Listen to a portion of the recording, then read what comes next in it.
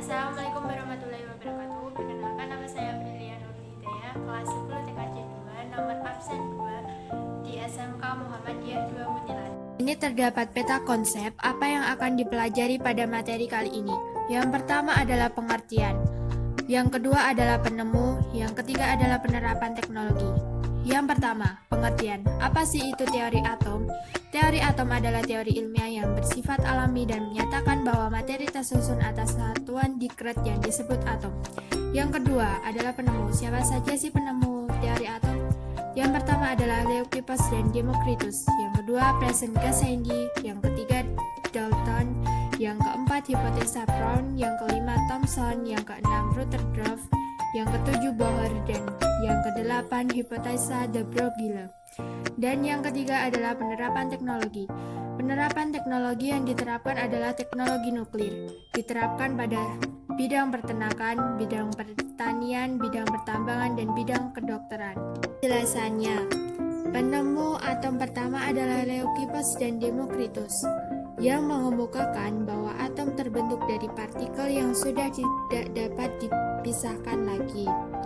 Atom berasal dari bahasa Yunani yaitu atmos, tidak terbagi. Namun pendapat tersebut ditolak oleh Aristoteles karena beliau berpendapat bahwa materi bersifat kontinu. Materi dapat dibelah terus-menerus hingga teori tersebut memudar dan tidak mengalami perkembangan secara berabad-abad. Setelah beberapa lama, muncul kembali teori atom yang dikemukakan oleh Pierre Gassendi. Beliau mengemukakan bahwa atom adalah bagian terkecil suatu zat. Yang ketiga adalah John Dalton. Beliau mengemukakan sebagai berikut. Yang pertama, atom terdiri atas partikel yang tak terbagi.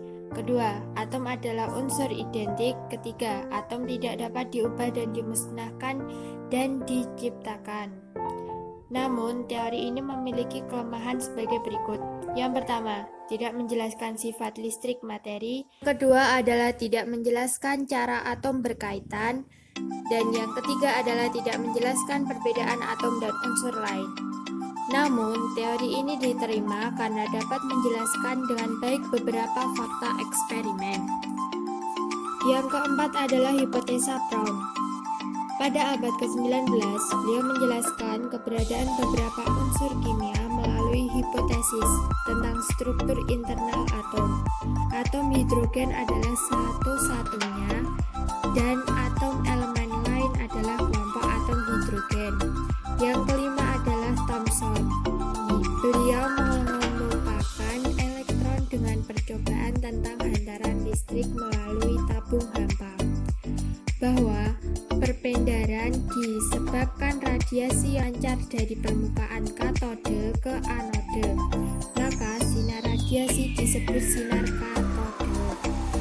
Thomson menyimpulkan bahwa elektron adalah partikel dasar penyusun atom. Setelah itu, Thomson menunjukkan atom yang menyerupai roti Kimsis. Atom terdiri dari materi bermuatan positif dan di dalamnya tersebar elektron. Yang keenam adalah Rutherford.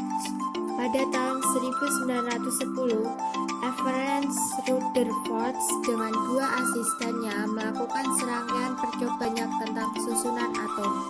Mereka membagi lempengan emas yang sangat tipis dengan partikel sinar alfa berenergi tinggi.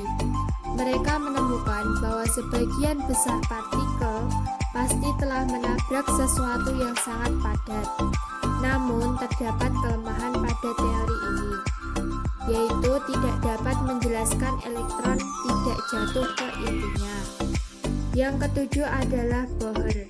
Model atom hidrogen menurut Bohr menyerupai sistem tata surya yang berarti elektron hanya dapat beredar pada lintasan tertentu.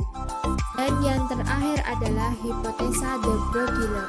Pada tahun 1926, Louis de Broglie menyatakan bahwa partikel berperilaku seperti gelombang. Menurut teori mekanika kuantum, elektron mempunyai tingkat energi tertentu yang tidak dapat dipastikan. Teori atom mekanika kuantum dapat menjelaskan struktur atom yang lebih kompleks. Berikutnya adalah penerapan teknologi. Penerapan teknologi yang digunakan adalah teknologi nuklir. Apa sih teknologi nuklir itu?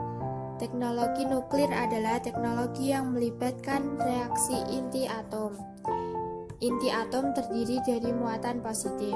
Teknologi ini diterapkan yang pertama pada bidang peternakan, yaitu para peneliti Indonesia berhasil menggunakan isotop radioaktif untuk mendayagunakan pakan dengan jumlah pakan sama, namun dapat dikonsumsi banyak ternak.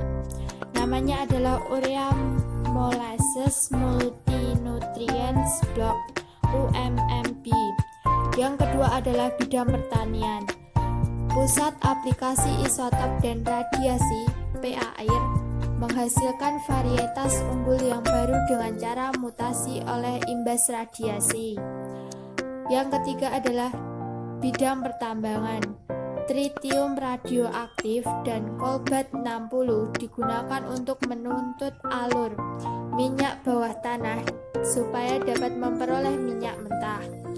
Dan yang keempat adalah bidang kedokteran.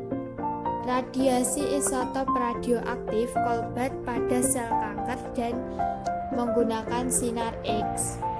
Sekian dari saya. Apabila ada kesalahan dalam penyampaian materi, saya mohon maaf sebesar-besarnya. Wassalamualaikum.